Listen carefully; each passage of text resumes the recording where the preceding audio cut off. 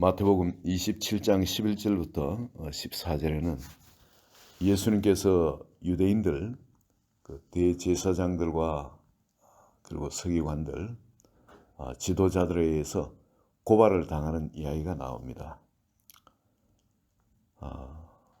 예수님에 대해서 빌라도가 묻죠. 네가 유대인의 왕이냐? 예수님께서 그럼 분명하게 그 대답을 해 주십니다. 그리고는 다른 어떤 이야기를 하더라도 응답을 하지 않으십니다. 유명한 예수님의 세 가지 말씀 있죠. 빌라도의 그 세 가지 그 질문, 그 유명한 빌라도의 세 가지 질문이 있습니다. 그것에 대한 질문, 그 질문을 바로 내가 유대인의 왕이라는, 그렇지만 내 날은 여기 속한 것이 아니라는 것, 그걸 분명히 밝혀주고 그 외에는 어떤 말도 하지 않았습니다. 사람들이 죽이려고 거짓 증언들을 그렇게 많이 하고, 또 빌라도는 그 스토리 돌아가는 것을 알고 있습니다. 그래서 이들이 예수님에 대해서 시기해서 죽이려고 자기에게 넘겼다는 것, 그것도 알고 있고, 그리고 자기 손으로 죽이지 않고, 왜냐하면은 자기 손으로 지금 백성들이 밀날래 이렇게 자기들이 큰일 날까봐 빌라도 손으로 죽이려고 차도살인을 하는 거죠. 이 제사장들이 바로 그런 흉계를 꾸미고 예수를 거짓 증언을 해서 끌고 왔다는 걸 알고 있습니다. 그런데 이상은 예수님이 그 변명을 하지 않는 겁니다. 고발하는 사람이 있으면 그 고발에 대해서 내가 그런 것은 아니다, 이거는 거짓말이다, 나를 모함하는 거다, 그리고 그 변명에서 벗어나야 되는데 한마디도 하지 않으니까 세상에 이런 사람은 없어요. 빌라도는 한 번도 이런 경우를 만나본 적이 없습니다. 왜냐하면 자기를 죽이려고 사람들이 전부 다 거짓말을 하는데, 이런 빌라도도 저들이 거짓말을 하는 걸 알고 있거든요. 여러분, 빌라도가 아무것도 모르는 사람이 아니라 나라를 다스린 사람입니다. 그렇기 때문에 그 정보에 대해서는 소상히 알고 있는 사람입니다.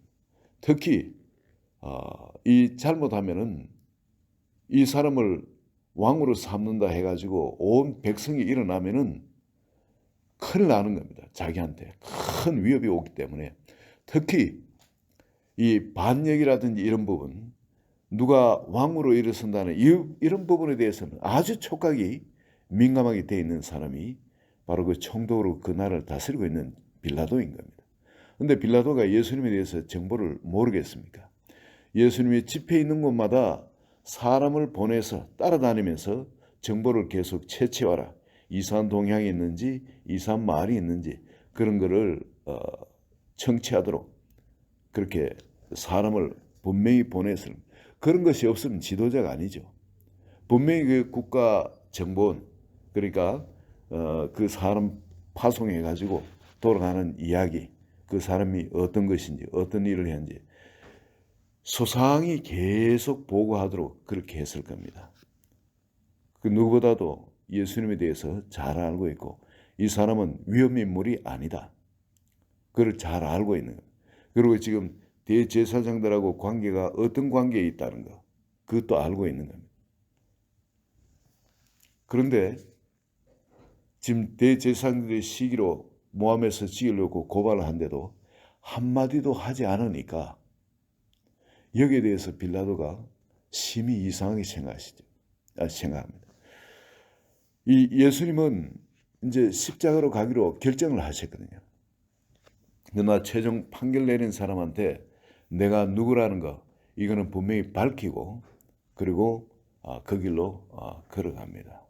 그래서 나중에 명패도 내가 누구라는 거 분명히 밝힐 수 있도록, 어떤 사람인데 누구한테 왜 죽었는지 그것을 분명히 밝히고 갈 수 있도록 그렇게 그 길로 걸어가십니다.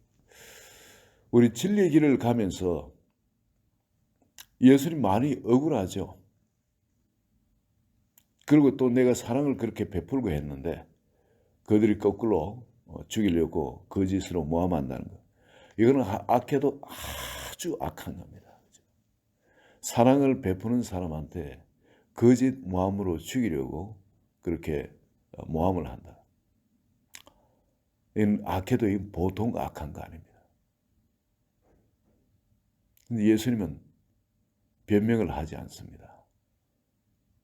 이게 왜냐하면 가야 할 길로 잘 가고 있기 때문에 그렇습니다. 남들이 뭐라 하든 그 상관이 없는 거예요. 그게 자기 삶에 영향을 끼치지 못합니다. 내가 진리의 길을 가는 한 옆에서 어떤 사람이 말하는 간에 오히려 그것은 내가 가는 길을 도와주는 것이고 오히려 그 하나님의 영광이 더 크게 드러나고 그 어둠이 더 어둠다운 어둠을 드러내는 그런 일이기 때문에 아무 마음에 그 사람에 대한 미움도 없고 네거티브한 그런 반응이 나오질 않는 겁니다. 여러분 우리 분명히 세상 살아가면서 우리가 알아야 할 것은 아직 하나님을 모르는 사람들 예수님을 모르는 사람은 그런 걸 모릅니다만 우리 예수님을 믿는 사람은 우리가 분명히 아는 것이 지금 이 나라가 우리가 보는 나라가 진짜 나라가 아닌 겁니다. 이미 우리는 이미 옮겼다 그럽니다. 그 나라로 너희는 옮겼다. 누구든지 예수 그리스도를 믿으면은 이전 것은 지나가서 바로 새 것이 되었다는 우리 존재가 새로운 피조물이 되었다는 겁니다. 그리고 이미 그 나라에 있지 않고 하나님 나라로 이미 옮겨졌느니라 그럽니다. 이미 완료가 되어 있습니다. 이걸 우리가 믿음으로 이걸 붙들어야 됩니다. 우리는 새로운 피조물이 되었고 하나님 나라로 보이지 않지만 이미 하나님 나라로 옮겨져가 와 있다는 거예요.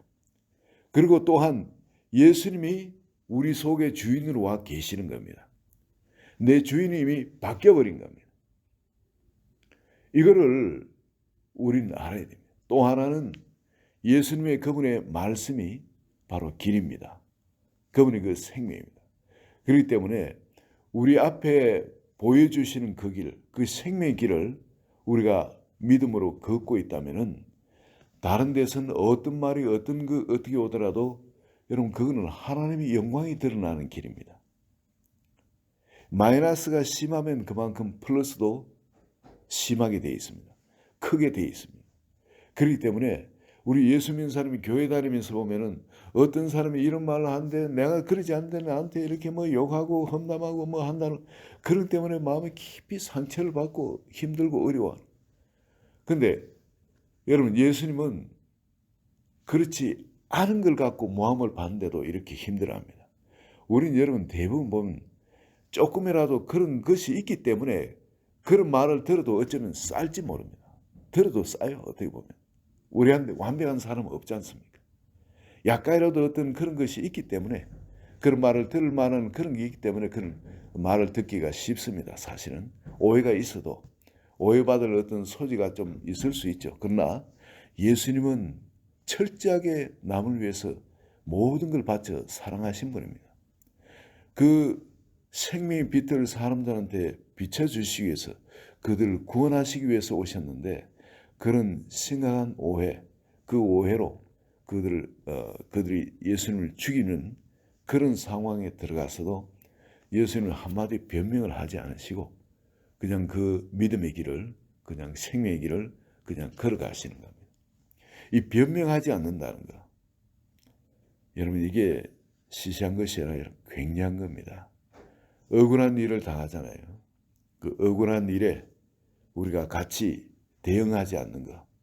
이게 그리스도인의 성품 중에 갖춰야 될 것으로 너무너무 중요합니다. 하나님의 영광이 하나님의 하실 일이 우리 삶에 드러나기 위해서는 반드시 이 과정을 통과해야 됩니다. 말할 수 없이 억울해요. 진리의 길을 가는데 남을 사랑하고 참 헌신해서 그 하나님이 원하시는 그 일을 함에도 불구하고 온갖 오해들이 일어나고 할 때 여러분 이거에 대해서 초연할 수 있어야 됩니다.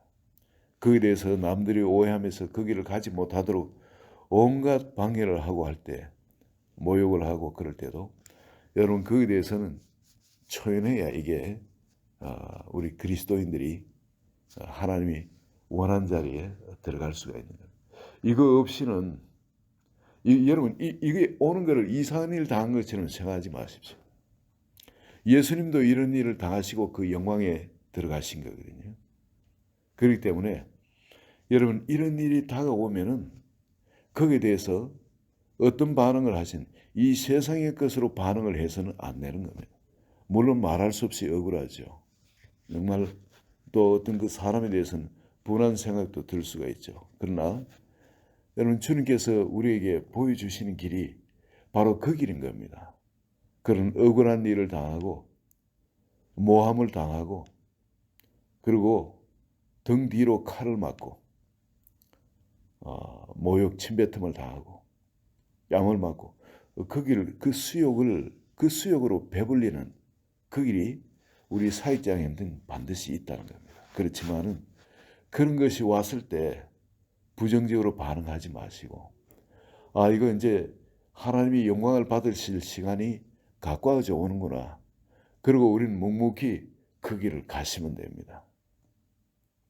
그럴 때 하나님은 반드시 하나님 시간에 그 디스가 심했던 만큼 업도 놀랍게 하나님이 그걸 만드십니다. 하나님의 하시는 방법이 바로 그런 방법입니다. 하나님께서 사역자를 다듬으시는 손길이 또 그 사랑의 손길로 그런 일이 있게 되어 있습니다. 오늘 이 하루 내한테 다가오는 여러 가지 그런 디스 그런 것을 여러분 담담히 받으시고 내가 지금 바른 길을 가고 있구나. 부족하고 그런 것도 깨닫고 고치는 건 고쳐야 되겠지만은 나 바른 길을 갖고 있구나 생각하시고 사람에 대해서는 조금도 부정적인 반응을 가지시면 안 되는 겁니다. 그리고 오히려 그 사람들에 대해서는 긍휼히 여기시고 그들을 축복해 주시고 주님께서 그렇게 사랑하시면서 그 길을 가셨던 것처럼 여러분 주님께서 절대 고요 그 평강 가운데 그 길을 가셨던 것처럼 오늘 한 분 한 분 마음에도 이미 나한테는 주인이 바뀌어버렸다는 거예요. 어떤 것을 받더라도 주님이 그걸 다 받아주시는 거예요. 감당해 주시는 주님. 모든 걸 보고 계시고 알고 계신 주님. 그분 한 분의 위로만 있어도 우리는 족한 겁니다. 우리가 그 길을 가시면서 오늘도 승리하는 한 분 한 분 되시기를 예수 그리스도 이름으로 축원드립니다. 하나님 아버지 감사합니다. 생명의 길이 어떤 곳으로 나 있는지 바로 그 환한 빛의 길이 무엇인지 주님께서 친히 그 길을 걸으시면서 우리에게 그걸 보여주신 것을 감사합니다. 이 아침에도 많은 분들 길을 찾지 못하여서 힘들고 어려워하는 분들 내 삶에 고난이 있고 사람들한테 억울한 오해를 당하고 할지라도 주님이 걸으신 그 길이 환히 보임으로 말미암아 위로를 얻게 하시고 그리고 절대 평강을 얻게 해 주시오. 반드시 하나님의 그 부활의 권능으로 우리에게 나타나 주신 것처럼 우리 삶에 그 영광의 부활을 맛보도록 축복하여 주소서. 예수님 이름으로 기도합니다. 아멘.